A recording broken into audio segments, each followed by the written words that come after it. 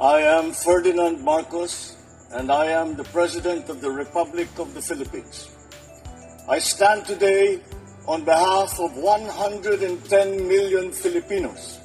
Hi everyone, hello universe, it's me again. Mga kababayan, nako, breaking news. Nako, mga besa. Ito na, Ito na. Kaya abangan nyo mamaya ang presko ni Sara na naman. Malamang, magpapanik na naman ito. Guys, ito, dahil araw na ito ang another hearing. Mamaya mapanood nyo sa live ko. Ito guys, kauna-unahang video ko sa umagang ito. Dako, delikado si Sara dito guys. Medyo tagilid na. My goodness. Mga kababayan, susuko ang ibang mga tauhan niya. Ito, babasahin ko, sabi ng People's Tonight. May mga natanggap po tayong fillers. Kahapon na yung 4 po ay baka po sumuko po, ngayong baka po umaten. Yung 4, sinabi ni House Committee on Good Governance and Public Accountability Chairman Representative Joel Chua sa panayam ng GMA News ngayong Lunes, November 25. Oh my goodness guys, ano nangyari? Ano na, Madam Sara? Ihanda mo na yung sarili mo, oy. Kaya pala, mga kababayan, tudong gwardya ito, no? Kaya Zuleika Lopez, alam na this. Kinilala ni Chua ang 4 ng OBP officials na sina Limuel Ortonio, Gira Acosta, Sunshine Paharda at Eduarda Paharda. Patay kayo ngayon. Diba guys? Matatandaang nagbabala ang komite noong nakaraang linggo na mahaharap sa mga kasong kriminal at administratibo ang 4 na opisyal kung patuloy nilang balibabaliwalain ang mga imbitasyon at subpina na inisyu ng House panel laban sa kanila. Iniimbestigahan ng komite ang paggastos ng 612.5 million confidential funds ni BP Sara Duterte sa OBP ng Department of Education DepEd noong 2022 at ang 2023. Ano na? Sige. Ayan kayo, kalabanin nyo ang House. Ito ang resulta.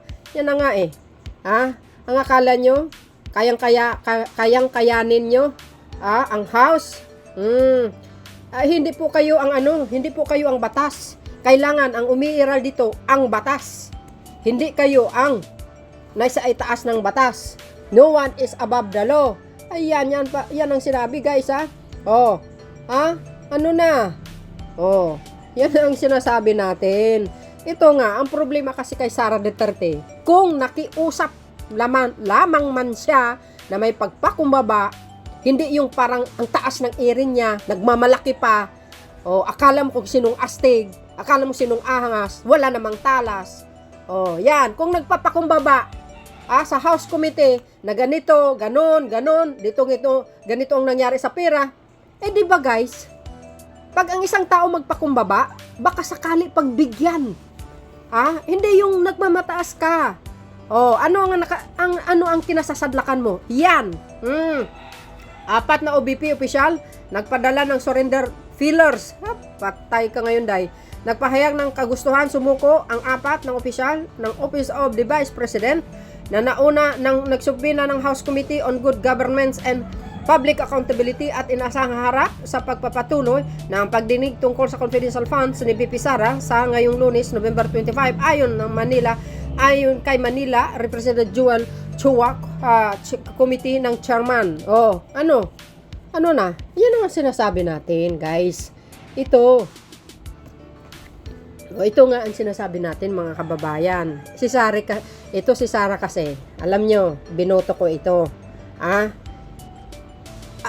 Pag ganitong mga sitwasyon, nasasadlak sa isyu, parang mahuhuli ka ng mga otoridad na nandoon na yung awa ko Pero guys, kailangan umibabaw pa rin ang batas. Nagkasala ka, kailangan manugot ka.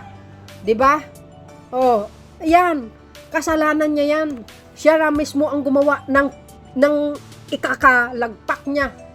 Ikapag-down niya sa sarili niya. Siya Kasi hindi siya marunong rumespeto. Hindi siya marunong sumunod sa protocols. Hindi siya marunong magpakambaba at makiusap dyan sa komite na yan. Pwede naman mga kababayan Tayong mga Pilipino, may pusong mamon tayo. Depende na sa usapan kung ano ibabalik niya ba yung pera? Or anuman, depende sa usapan. Di ba? Hindi yung humantong ka sa ganito. Tingnan mo, alam mo na mainit sa'yo ang mga ibang mamamayang Pilipino, tulad ng Makabayan Black. Mainit talaga sa mga Duterte yan. Mga dilaw. Ay, sus. Kayo talaga. Oh. Kasi, kaya nga sabi ni Castro i-urge niya ang House Committee, ang House, sa mga colleagues niya na magsampa ng kaso laban kay Sara for impeachment. O, ano ngayon? Ano po ang kapalagayan nyo dito sa balita na ito? Oh, ayan. Kasi itong babaeng ito, hindi kasi marunong makisama. Ang pinapairal, yung katapangan niya. Yung tapang niya, hindi naman uubra. Naakala niya, hawak niya ang Pilipinas. Kung ang ginawa niya, suportahan niya sana ang Pangulo, hindi sana sa nagkaganyan.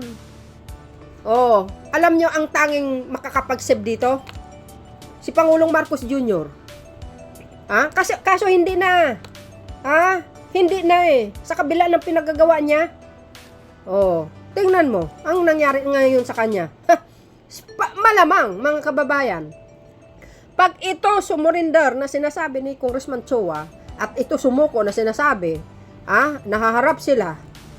Guys, pag ito kumanta, good luck na lang sa'yo, Sara. Good luck na lang talaga sa kanya. Pag kumanta ito, mga kababayan, natatakot na siguro mga yan Kasi nga, yan, si Zuleika Lopez, di ba nakadetain hanggang ngayon? Akala nyo, ang House, kayang-kaya nyong maliitin? Kayang-kayanin nyo? No! Separate powers po yan. Walang pakialam ang Pangulo sa kanila kung anong desisyon nila. Alam nyo, itong mga paghihiring na yan, yung mga on records, na mga statement ng mga witness, naka-on record yan. Pag ito, isubmit sa DOJ, na para sampahan ng kaso, patay kayo. Diba? Diba, mga kababayan? Ismulin nyo ang House. Yun nga ang sinasabi ko. Pag itong mga on record na mga testimonya ng mga witnesses, isubmit ito sa sa DOJ at makita ng DOJ na mayroon talagang paglabag sa batas, dyan ang papasok ang gobyerno, ang pamahalaang Marcos. Imbestigahin yan. Pag na-found out na may probable cause, paktay ka ngayon. Goodbye ka ngayon, Sara. Ayan. Learn and listen mo na yan. Babae ka. Talagang hindi na ako maawa sa pinaggagawa niya. Ba't ako maawa? Bahala sa buhay niya. Ayan, tuloy. Kasi guys, kinampanya ko ito. Kinampanya ko. Kahit may edit ang araw. Kaya ayan. Bahala siya. Problema niya na yan. Ngayon, ang akin dito, talaga namang itong mga empleyado na yan na 4, pag ito'y kumanta, laban ito sa mga isyu, laban kay Sara, saan napunta ang pera? Kinurakot, plunder.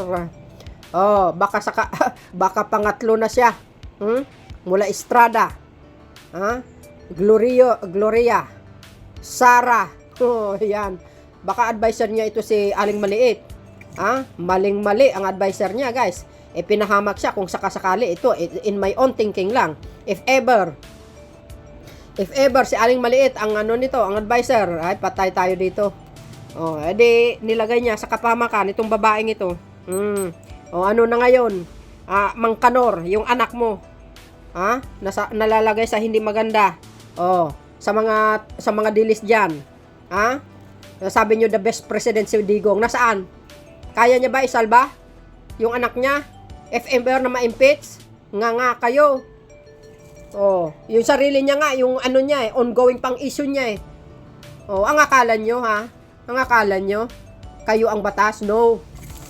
Diyan kayo nagkakamali. Hindi kayo marunong mag-ingat sa mga pinaggagawa niyo. Ayan guys, ano po ang kapalagayan niyo? Ang laki niyan. Ang laki nito, mga kababayan. Hindi talaga titigilan ng Hindi talaga titigilan ng House of Representatives ito. Ha? Itong ano, ito, hindi titigilan niya. Kalaki yan, kalaki ito, 612.5 million. Pera ng bayan yan. Ako nagbabayad ako ng tax. Well, kahit alam natin, even ito ay batas, karapatan ng bawat Pilipino. Ganon pa man, mga kababayan. Para naman makita natin kung saan napunta. Di ba? At least masaya tayo. Hindi lang isang tao makinabang. Buong Pilipino makikinabang. Kasi naiipon-ipon yung tax. Nagiging milyon, bilyon, naging trilyon. Ngayon, pag ang isang pinuno ay ginamit sa wastong paggamit, masaya tayo. Di sa susunod na eleksyon, tatakbo ka, mananalo ka. Because, ginastos mo sa tama. Like, sa ginagawa ng Pangulong Marcos Jr. Ako, 100%, the future president, Congressman Marcos.